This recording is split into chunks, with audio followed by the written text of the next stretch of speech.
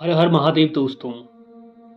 आज के इस वीडियो में मैं लेकर आया हूँ एक रियल हॉरर इंसिडेंट जो मेरे फ्रेंड रॉबिन के साथ हुआ था जब उसका सामना जंगल में एक आदमखोर शैतान से हो जाता है।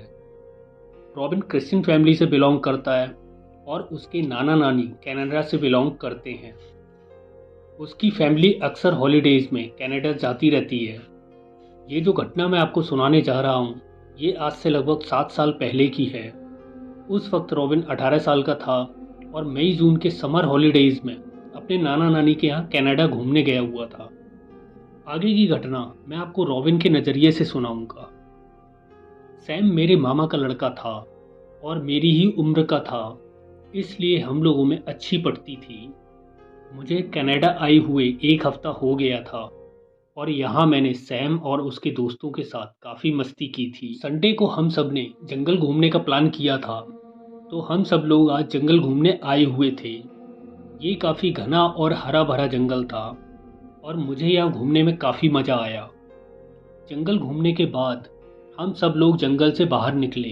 जंगल से बाहर मेरे नाना जी का एक फार्म हाउस था और आज हम सब ने यहीं फार्म हाउस पर रुककर नाइट आउट करने का फैसला किया था।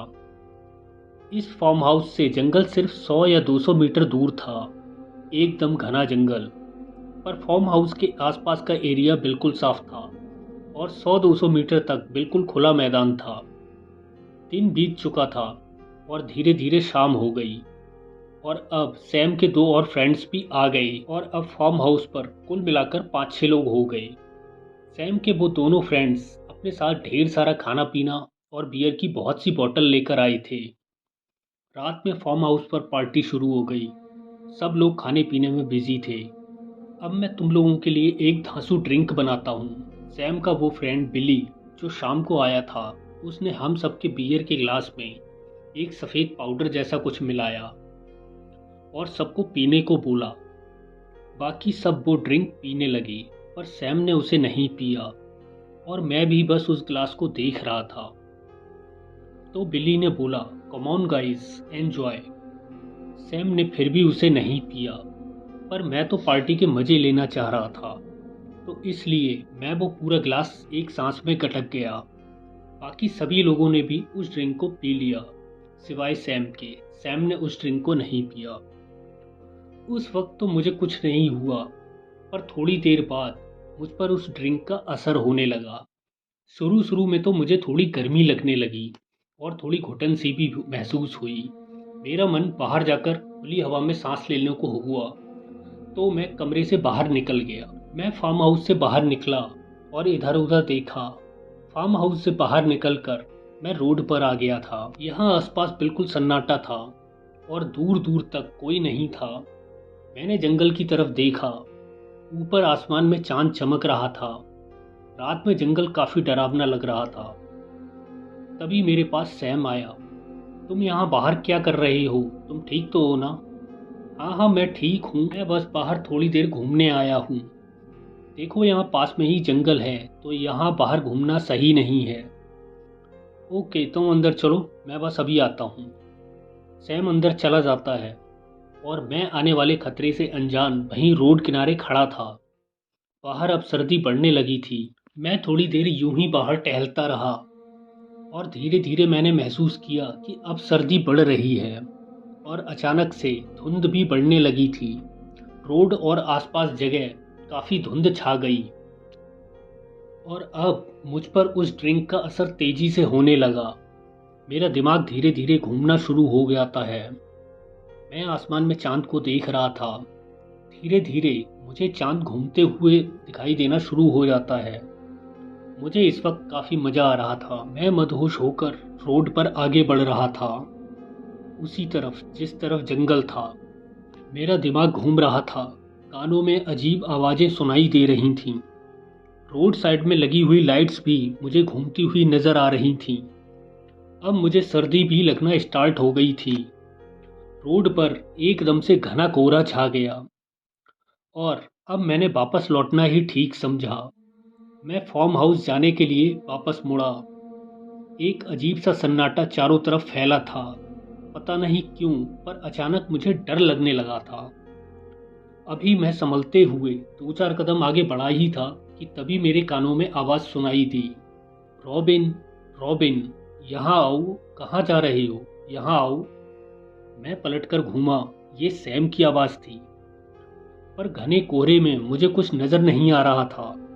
वैसे रोड के दोनों तरफ तेज रोशनी वाली स्ट्रीट लाइट लगी हुई थी, पर एक तो कोहरा इतना ज़्यादा था और ऊपर से मैं इस वक्त तेज नशे में था, तो मुझे कोहरे में सिर्फ लाइट्स ही नज़र आ रही थीं, वो भी घूमती हुई, या यूं कहूं कि हवा में उड़ती हुई लाइट्स। मेरे कानों में आवाज़ें गूंज रही थीं और अब सैम की आवाज़ भी गूंज रही थी, रॉबिन, वहाँ क्यों खड़े हो, यहाँ आओ, मेरे पास आओ। अब दूर सामने मुझे कोहरे में कोई खड़ा हुआ दिखाई दिया। मुझे लगा शायद वो सैम है। ये सोचकर मैं झूमते हुए आगे बढ़ने लगा। मैंने कुछ दूर आगे बढ़कर देखा तो एक बड़ा सा साया मेरी तरफ आगे बढ़ रहा था। बीच में एक कार रोड साइड में खड़ी हुई थी। ये वेली की कार थी। मेरे कानों में लगातार आवाज़ आ रही थी, रॉबिन, यहाँ आओ, मेरे पास आओ। वो साया अब बिली की कार के पास आ गया था और मैं भी कार से अब कुछ ही दूर था। वो साया कार से सटकर खड़ा हो गया। उसके कार को टच करते ही गाड़ी की लाइट जलने बुझने लगी और गाड़ी का अलार्म बज उठा। मैंने गाड़ी की तरफ देखा। मुझे गाड़ी भी झूमती हुई नज़र आ रही थी। मैं अभी तक खतरे से अनजान था। फिर मैंने उस काले साये की तरफ देखा। वो साया अब मेरे नज़दीक आ गया और मैंने उसे गौर से देखा। वो एक बहुत बड़े हिरन जैसा था, ज़मीन से लगभग 8 फुट लंबा। उसके लंबे लंबे सींग थे और वो ज़मीन पर किसी आदमी की तरह सीधा खड़ा था अपने दोनों पैरों पर। मैं अपने सामने एक भयानक जीव को देख रहा था जो गुर्राते हुए मेरी तरफ अपनी लाल आंखों से घूर रहा था। उसकी आंखें किसी लाल बल्ब की तरह जलबुझ रही थीं। मेरी आंखों के सामने अजीब सा डरावना मंजर था। सब कुछ घूम रहा था। गाड़ी की जलती बुझती लाइट्स, स्ट्रीट लाइट्स, घना कोहरा और ये भयानक शैतान और उसकी बड़ी बड़ी लाल खूंखार आंखें।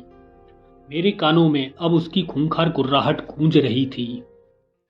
ऐसे में डर के मारे मेरे मुंह से चीख निकल गई, एक बहुत तेज चीख। तभी मैंने गोली की धमाकेदार आवाज़ सुनी 2 बार और सामने उस शैतान को चीखते हुए जंगल की तरफ भागते हुए देखा। मेरे पैरों ने अब जवाब दे दिया था। मेरा सिर घूम रहा था। मुझे तेज चक्कर आया। मैं खुद को संभालते हुए ज़मीन पर बैठ गया और वहीं लेट गया। गाड़ी अब भी आवाज़ कर रही थी। मेरे कानों में कई सारे कदमों की आवाज़ें पड़ी और मुझे आवाज़ सुनाई दी, रॉबिन, रॉबिन। 1-2 मिनट बाद जब मेरी आंखें खुलीं तो देखा मैं हवा में लटका हुआ था। बिली और सैम मुझे पकड़कर फार्म हाउस ले जा रहे थे। साथ में हैट लगाए हुए एक अंकल भी थे। उनके हाथ में गन थी। मेरी आंखें फिर से बंद हो गईं। अगली बार जब मेरी आंखें खुलीं तो मैं बिस्तर पर था और सैम, बिली और उसके सारे फ्रेंड्स मेरे चारों ओर थे। मेरी आंखें फिर से बंद हो गईं। रात भर यही चलता रहा। उस शैतान की गुर्राहट अभी भी मेरे कानों में गूंज रही थी। उसका भयानक चेहरा बार बार मेरी आंखों के सामने आ रहा था। मैं रात भर डर की वजह से चीखता रहा। अगले दिन जब मैं होश में आया तो दोपहर का 1 बज रहा था। मैं उठकर बैठा और चारों तरफ देखा। सैम के सारे फ्रेंड्स भी अभी तक फार्म हाउस पर ही थे और सभी लोगों की हालत मेरे जैसे ही थी, सैम को छोड़कर, क्योंकि उसने वो ड्रिंक नहीं ली थी। मेरा सर अभी भी घूम रहा था, पर अब मैं पूरी तरह होश में था। तो सैम ने मुझे पूरी बात बताई। मेरे चीखने और गोली की आवाज़ सुनकर सब लोग बाहर गए तो देखा एक बड़ी सी काली परछाई जंगल की तरफ चीखते हुए भागे जा रही थी और मैं रोड पर बेहोश पड़ा था और एक अंकल गन लेकर मेरे कदमों के पास खड़े हुए थे। वो रास्ते से गुजर रहे थे। उन्होंने ही गोली चलाकर मेरी जान बचाई थी। फिर मैंने सैम को बताया कि कल मैंने घने कोहरे के बीच उस हिरन और बारहसिंगा जैसे शैतान को देखा था। हाँ, वो वेंडिगो था, सैम ने कहा। वेंडिगो? मैंने आश्चर्य से बोला। हाँ, कनाडा के जंगलों में अक्सर इस आदमखोर शैतान को देखा जाता है, जो दिखने में बिल्कुल हिरन जैसा होता है। वो तो शुक्र है उन अंकल की वजह से तुम्हारी जान बच गई और तुम्हें चोट नहीं आई। जब हम सब लोग थोड़े नॉर्मल हुए तो हम लोग वापस अपने अपने घर लौट गए और कभी दोबारा वहाँ पार्टी करने नहीं आए। तो दोस्तों, ये थी वेंडिगो को देखे जाने की सच्ची घटना, जो मेरे दोस्त रॉबिन के साथ घटी थी। दुनिया के अलग अलग देशों में ऐसी बहुत सी घटनाएं हैं जिसमें लोगों ने इस शैतान वेंडिगो को देखे जाने का दावा किया है। तो दोस्तों, आज की कहानी आपको कैसी लगी कमेंट करके ज़रूर बताएं। वीडियो को लाइक और मेरे इस चैनल को सब्सक्राइब भी कर लें। दोस्तों, अपने पिछले वीडियो में मैंने आपको नागमणि की सच्ची घटना सुनाई थी। अगर आपने वो वीडियो नहीं देखा था तो आप वो वीडियो भी देखना, आपको वो कहानी ज़रूर पसंद आएगी। कहानी का लिंक मैंने डिस्क्रिप्शन में दे रखा है। तो दोस्तों, मिलता हूँ मैं आपसे अपनी नेक्स्ट वीडियो में ऐसी ही एक रहस्यमयी कहानी को लेकर।